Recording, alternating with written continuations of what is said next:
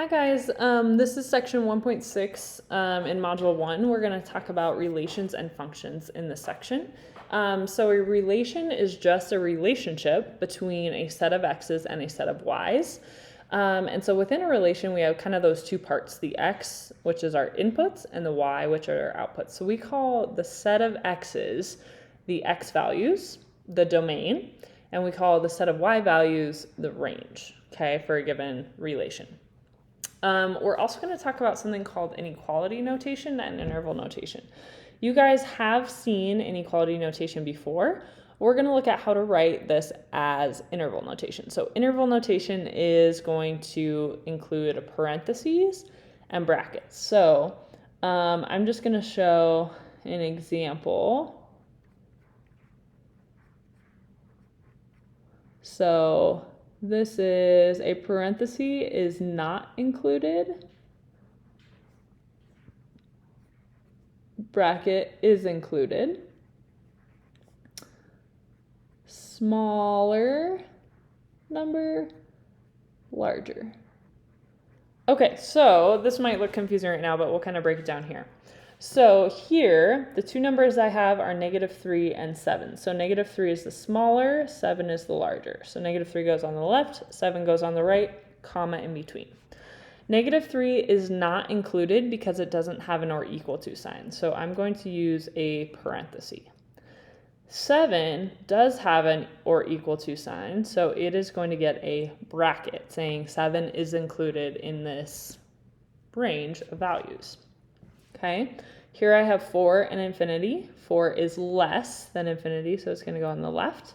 We're going to use a bracket on 4 because it has the or equal to. Infinity does not have the or equal to, and if you guys remember, I can never actually attain the number infinity, right? It goes on forever and ever. There's never actually an ending point, so we're always going to use parentheses around infinity or negative infinity. Y is greater than 6. So this means 6 is the smallest y could be, and it's not or equal to, so up to 6, and anything greater than 6. So 6 is the smallest that it could be, but it's not included. And then it's going to be greater than, so anything greater than all the way up to positive infinity would be this range. Negative infinity to infinity. So negative infinity is smaller than positive infinity, so it goes on the left. They're infinity, so we're going to use parentheses. This is also all real numbers, but this is called interval notation. So if you're specifically asked for interval notation, you want to write it like this, not the double bar R. Okay, so we've talked about relations. We have within the family of relations, we have things called functions. And this is where every input value is paired to exactly one output value. So every x corresponds to only one y value. So on a graph, we can use something called the vertical line test. If the vertical line passes through more than one point on a certain graph, then the graph cannot be a function. So for example, if I took a vertical line and I move this left and right, passes through a point here, only one, only one, only one, only one. So it only ever crosses those points at one specific time. So this is a function because it passes the vertical line test, okay? Now the domain is the set of all the x values. So here I have 4 separate points, so I have 4 separate x values. When that is the case, we're going to use curly brackets, and we're just going to list those x values that show up. So this one is -2. Here the x is 0. Then it's 3. And then 5. The range is going to be super similar, but it's all the y values. So again, I'm using curly brackets, and I'm just going to list the separate y values. So here my y value is 1, 2, 3. Here it's 4. Here it's 1, and here it's 0. Okay. This is another way we can represent a function or relation, is we're saying that this value of 2 maps to these 3 different outputs. So remember, the definition of function is that every input can only go to one output. So this one goes to 3 different outputs, so this is not a function. Okay? So the domain is the input, so that's where the arrows start from. So we're inputting 2 and we're getting out A, B, and C. So the domain is just the number 2. So we're going to use curly brackets and just put 2 in there. The range is A, B, and C. So curly brackets, A, B, and C are the possible outputs. So it is possible for us to have functions and relations that are not just numbers, you guys. There are other relationships with inputs and outputs. Okay. Here's another mapping diagram. So these are my inputs here. So A only goes to 2. A does not go to anything else. B only goes to 2, nothing else. C only goes to 2, nothing else. So we can have repeated outputs for different inputs, but each input can only go to 1. So this one is a function. If A was going to 2 and to 3, for example, then it would not be a function, but it's only mapping to one output. The domain this time is A, B, and C, and the range is just the number 2.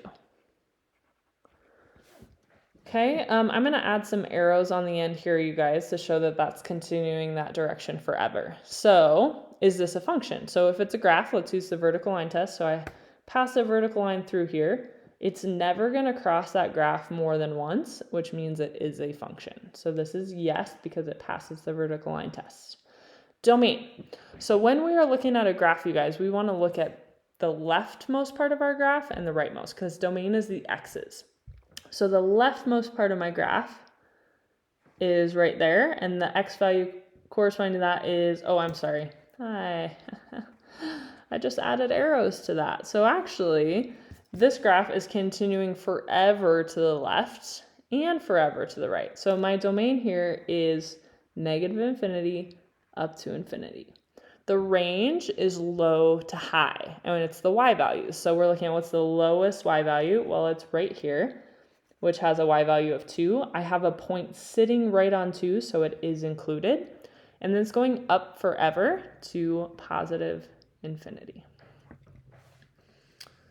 Okay, this graph, vertical line test, if I pass a vertical line through here, it would cross more than once, so this is not a function. Fails the vertical line test.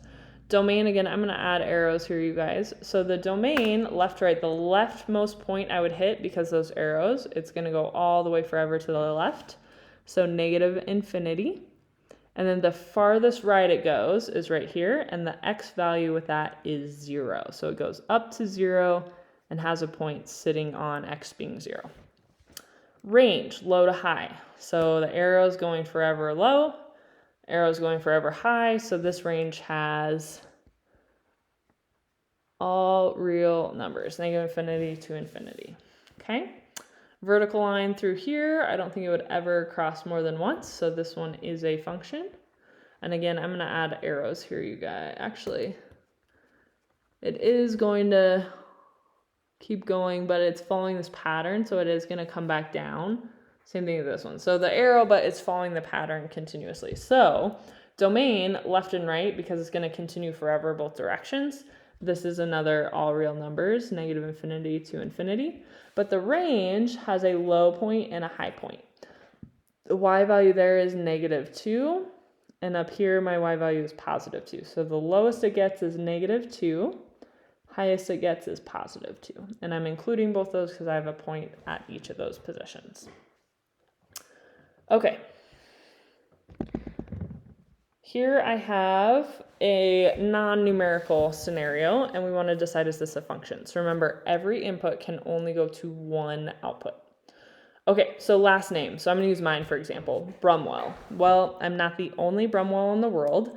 So there is a Brumwell that will go to my social security number, and then my husband will go to a different one, but we both have the same last name. So Brumwell could go to different social security numbers depending on the person, but by last name, that's not quite specific enough. So this one would not be a function because Brumwell could go to 2 different outputs for social security numbers. Student and test score. So let's say that I get a 94 on my test. I cannot also get an 86 on that same test. So my test score, there is only one test score for me. So I just realized I'm going to think about it that way. we'll describe it that way. So me, I only go to one test score. Now there could be multiple of us that get a 94, but for me, that 94 is the only output for my name on the Module 1 test, for example. So I'm going to say this one is yes, because I can only have one test score as an output for me. Month of the year. So number of days in a month. So for example, January, right? January has 31 days. So if we think about January, it cannot also have 30 days. So it only corresponds to one output of 31 days. So this one is also a yes. So there are more than 1 month that have 31 days, but January cannot have more than one output of days. Only has one corresponding output for that specific month. Okay, and I think, yep, that is it, you guys, for this video. Thanks for watching.